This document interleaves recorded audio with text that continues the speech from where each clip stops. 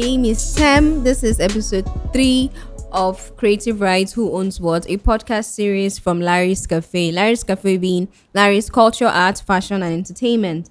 Episode 3 is going to be discussing the members of the creative industry. It's going to be talking about the chain of involvement different people have in the industry with content. So basically, how long each particular person or kind of person is going to handle a particular content, how they're going to use it, how they're allowed to use it, and like I said already, for how long they're going to use it. So I'll be talking about creators, that's the regular creatives like you know, which you may be one yourself. I'm going to talk about employers, I'm going to talk about professionals, I'm going to talk about distributors, buyers, borrowers, and consumers, which are usually the last people on the spectrum. Now, there are different kinds of ownership. So some of these people will own for a long time, some will own for a short time, and there are some that will own permanently. Now you may think, who exactly among this list of people I just mentioned will own permanently? Funny enough, it is not the person that created it that will own it permanently. It's actually the last end consumer. So you as the consumer, you most likely be the person that will own it permanently, especially if you bought it. However, it's a different case if you're streaming it. You only own it to the extent that your subscription on that streaming service lasts. So this can be tricky, but it's good that you know. And another thing is, it's good that you actually always read your terms of service, terms of use whenever you log into anything. But that's just by the way. So I'll start talking about statutory owners. Statutory owners are basically people that own something by law. Now, the law says that the person that registers is usually the owner. So the person that puts something in a fixed form. So the law of content, like I've mentioned in previous episodes, is in Nigeria is the Copyright Act. Now, this Copyright Act basically requires that for something to be registered as a property, as an intellectual property for anybody, it has to be original first, then it has to be put in a fixed form. Basically, it's actually just one requirement, but the requirement is like in two ways. The putting something in a fixed form basically means proving that it's original. So putting in a fixed form is basically saying that, when did you put in a fixed form? Were you the first person that put in a fixed form? If you're the first person that puts it in a fixed form, then you've proved that it's original. So that's basically the basics of what the law says. But a statutory owner is somebody that owns it according to the law. Now, a statutory owner can be the person that registers it. Now, there are different kinds of intellectual property. I just mentioned the law of content, which is copyright. There are others. There's the trademark. So trademark law says that before you can own any brand identity, for instance, colors, a logo, or even a description, and in some countries, even as far as smell and sound, before you can own all those things, you have to be registered as the owner. You actually have to go and register it. And the registration actually lasts, like the protection that the registration gives you, which is actually just monopoly of use, only lasts for like 7 years in Nigeria, and you can renew it for 14 years and blah, blah, blah. The same thing for patents, as scientific inventions, industrial designs for manufactured things, and the rest. But what we're going to be focusing mostly on is copyright, which is the law of content. Now, the statutory owner is basically the person that is registered by law to own that thing. And in terms of being in an employment, if you're an employee of somebody and your contract says that the person is supposed that anything you create under that person will belong to the company or belong to the person that employed you, then that's a different kind of ownership. That's called a contractual ownership. But the law will also recognize the person as the owner. So basically, it still takes you back to statutory ownership. The law, that's the person that the law is going to recognize as the owner. However, if you are a creator, you can tell that in this particular case, the work is moving from your hands into the company's hands, and that's because the contract, your employment agreement says that it belongs to the company. But if the agreement doesn't say so, then it belongs to you. That's what the law says, that you are the statutory owner if there is no contract that says otherwise. Now, in terms of pen names, if for instance you have a pen name or a stage name if you're an artist, or pen name in terms of writers, then depending on kind of contract that you have with yourself, which can happen, especially if you have a company that governs all your creative work, it depends on what is in that contract. It can belong to you or it can belong to the other person. So I think the main thing that this episode is going to circle around is be careful of what you sign, be careful of what you write, be careful of what You agree to. Now, in another kind of scenario is a derivative work, or what I just say sometimes I just say stolen work, but let's just stick to derivative. Now, a derivative work is usually a sample. That's what most people call a sample. So if you're an artist, for instance, a musician, and you carry a sound or like just a small element of somebody else's song and put it in your song, you call it a sample, right? Or a derivative work in terms of a film is if maybe you create a movie or write a story based off on another story. So it doesn't mean that you actually copy and paste the other one, but it's very obvious that you got it from another place. That's a derivative work. Now, once you do that, the ownership does not shift from that person to you. Even if there's a lot of originality in what you made, if it's obvious that it's from that this thing actually belongs to the other person, then my dear, you have entered somebody's compound. Basically, you have infringed on another person's work. And it's actually possible for the person to sue you or to demand for money, basically, because you took it without permission. So that's how what content can move from one person to the other in that particular scenario. Then another scenario is if it's commissioned. Now, if somebody commissions you to maybe draw an art piece or carve a sculpture, depending on the contract that you sign, the owner can either be you or it can be the person. So if the person says, I've commissioned this work, is a work for hire, it means that the only thing you're just a handyman in that scenario. You're just the hand that created it. The real owner is the person that gave it to you to go and do it. But if you don't have anything in writing, then it's yours. For instance, photographers, if you take a picture of somebody, the copyright in that picture belongs to you, and the person is only allowed to use it in the way that the person told you they were going to use it. The person is not allowed to use it for any other thing. But if you sign a contract with the person that specifically says that this work is a work for hire, or this work is a commission work, then yes, the ownership is going to change. So you can see already from some of the things I've said so far that there are many players in the creative industry. It's not just the person creating it and the person they're selling it to, but there are other people that are involved, especially the employers, then people that commission the work so far. Or in case of a pen name, you can separate yourself from the person that is writing. So for instance, let's say that my name is Pretty Girl Tem, and like I registered as the corporate name and probably register that name as a company name itself, maybe a limited liability company. What I've done is I've separated myself from that person. So if I claim ownership for my work, for instance, let's say I write a song or I write a book and I say the owner of the book is Pretty Girl Tem, then I cannot claim ownership for it. If, for instance, somebody buys the company, I've lost that work permanently. At best, what I have is authorship rights. And authorship rights basically is just the right to be credited as the writer or as the initial creator. And the right is, there's also something attached to it. It's called moral rights. Nobody's supposed to destroy or make or change the work in a way that it make you look bad and spoil your reputation. You get? So for instance, everybody knows I'm a good writer, and then I sell this rights. Let's say I sell it to a company under with the name Pretty Girl Tem, right? And maybe the person that, let's say maybe Pretty Boy Tom buys this company, and they automatically obviously own the assets that come with it, which is my book. If they decide to turn the book into a pornographic book, I can sue them for damaging my work and infringing on my moral rights. So that's like a different ballgame entirely. So this podcast basically is saying be conscious of where you are on this chain of ownership. If you're going to, did you sign any contract saying this work is commissioned? Especially if you're the one that came up with the idea and maybe the photographer is just acting out what you told him to do, you have to ask yourself, okay, this thing, I've indirectly given him the copyright to my work, or you can use this picture as advert somewhere I don't want my face to show.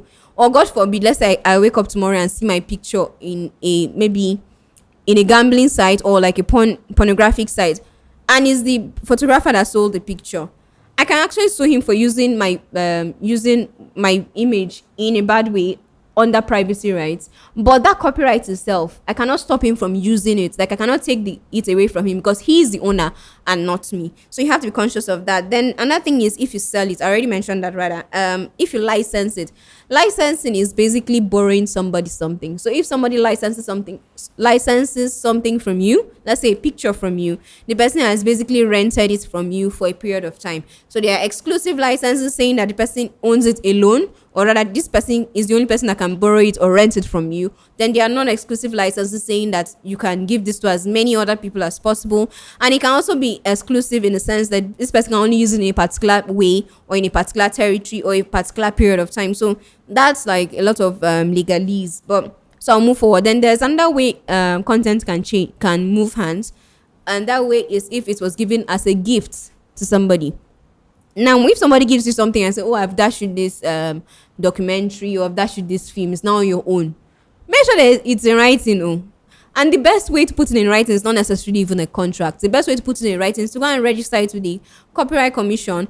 And when you're registering it, explain in the paperwork, make it very clear that this is the initial owner, this is now the new owner.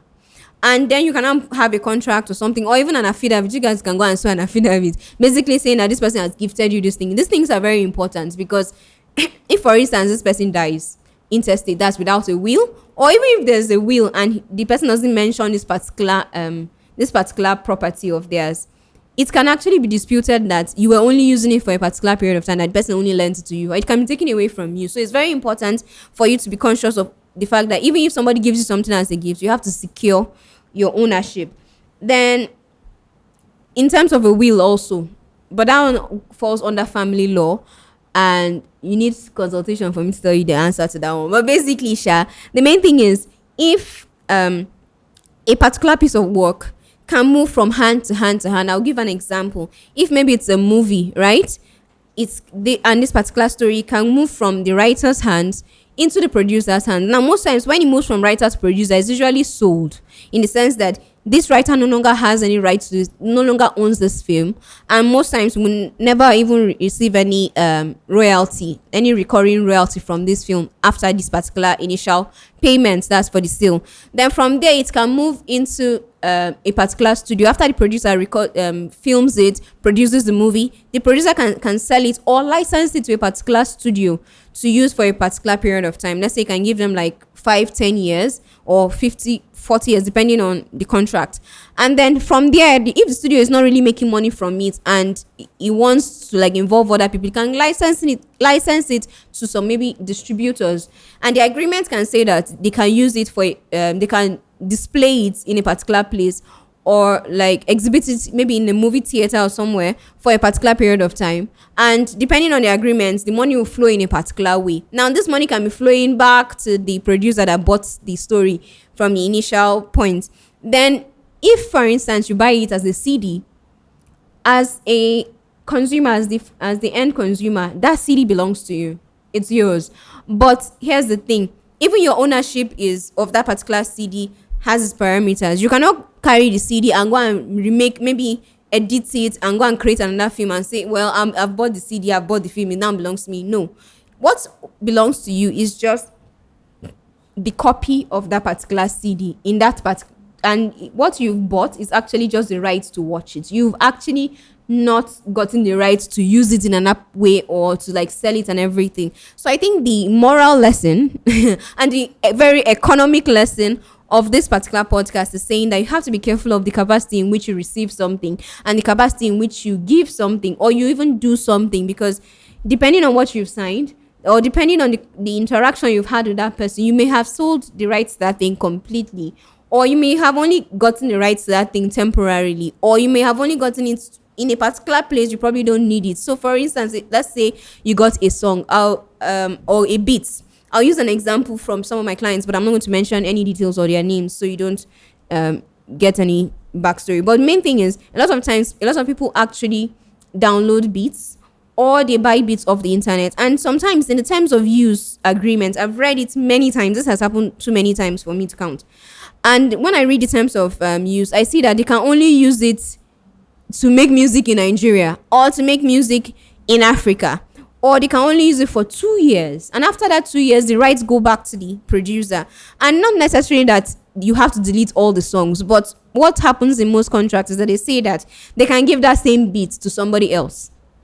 And so what happens is that if you start hearing maybe somebody else using your beat and you get angry and be like, oh, I'm going to sue you, you're using my beats, blah blah blah, and the person's like, no, this is I also licensed this thing from somewhere else. And this is a problem in most contracts, but they will tell you that the top of the contract to read assignments or to read sale, meaning that you are going to sell this particular property, IP, or content to somebody. But the content of that contract may actually mean a license. That's a temporary renting to use for a particular time in a particular place in a particular way. And unfortunately, what many people do is they just read the tops and just like the first few paragraphs. I'm like, oh, I get the gist of everything. This is just like legalese and just sign it. Or in most cases, they don't even read it at all. They just say, oh, this is just to show that you're not the new owner. And some people can be fraudulent. Or sometimes it might just be they're just in a hurry to sell this thing to you so they can make money for something. So it's actually very important, whether you are an artist that's trying to buy beats or anything, be careful and actually read the content of these things, because you may not have as much rights as you think you do. And the rights you may have given to somebody else may actually be more than what you think. So please don't assume.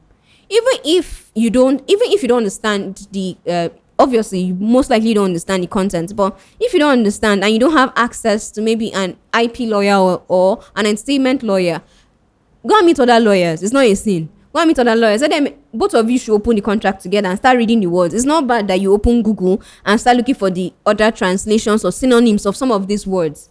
Of course, it might not be as effective as getting an entertainment lawyer, but at least make an effort.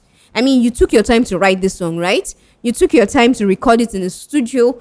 Or you're even going to take your time to like upload it on the internet for streaming. You're going to take your time to promote it, try and convince people to listen to it. Or if it's a movie, convince people to watch it. Or if it's a book, convince people to read it. If it is worth that, then I believe that it is also worth checking out before like every part of like every stage of your interaction, right from the moment you are like writing a song. Make sure that the person writing for you, make sure that the person did not get it from somewhere, because it's very possible that the person may have gotten like a few lyrics from like random songs and just like jammed them together and then sold it to you, and you're like, oh my god, this is mad. Then 2 years down the line, the moment the song becomes number one on Apple Music or something, you have like 3-4 lawsuits from different angles. So it's very important that at every point, make sure that you talk to people and make sure that you clear all these things. But the best person to clear it is a lawyer. There's no other way around it. So go and get a lawyer. Go and look for it. If it means that you Google it, entertainment lawyers in your region, let's say entertainment lawyers in Kenya, entertainment lawyers in South Africa, entertainment lawyers in Nigeria, go and check. It's actually very, very important. But if you can't, use Google. Google is your friend. Browse the internet. Check for the meaning of all these words so that you understand what exactly you are getting into, because it's like this small from club dance they start. Before you know what happened, you are in a very bad contract. You are ranting on Twitter. Nobody cares, or God forbid, you might even be very comfortable. Then you just wake up and realize that something that you created years ago is making millions for somebody. Meanwhile, you are like managing at a like mid-level job or something. It can actually make you bitter. In fact, people have committed suicide over these things. I know they might seem very negligible, especially if you've cleared every other aspect. It's just one part.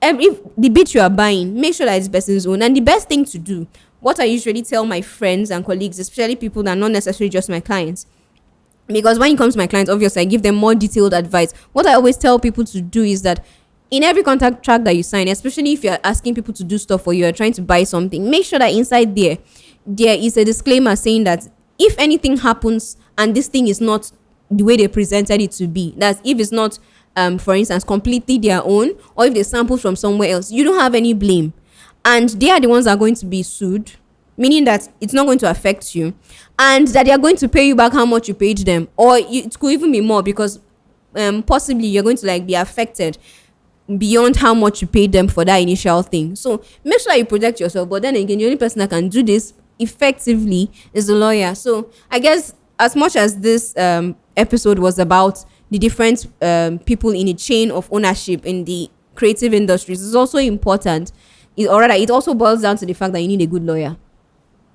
And it doesn't have to be the lawyer talking to you right now. It doesn't have to be me. It can be any other person. As long as you are sure that person is an IP lawyer, person understands intellectual property, person understands the entertainment industry, or depending on the industry you are in the creative spectrum, person has an idea of how that particular industry is. So for instance, let's say it's the literary industry, the book industry basically. If you are a literature person and you want to write a poem and you want to publish the poem, you have to be sure that this person understands that, okay, the graphic designer that is going to design it, you have to make sure the design is clear, that, okay, nobody owns the right to this thing. Nobody's going to complain to me about using this thing. You make sure that even down to like the way the pages are designed, if there are going to be quotes inside the poetry, like at the beginning or anything. So make sure that you have someone that actually understands your industry to an extent. Basically, I guess the summary of this episode is protect yourself. Thank you for coming. Thank you for watching. Thank you for listening. Once again, this is Creative Rights Who Owns What by Larry's Cafe. And I'm Tem. Bye.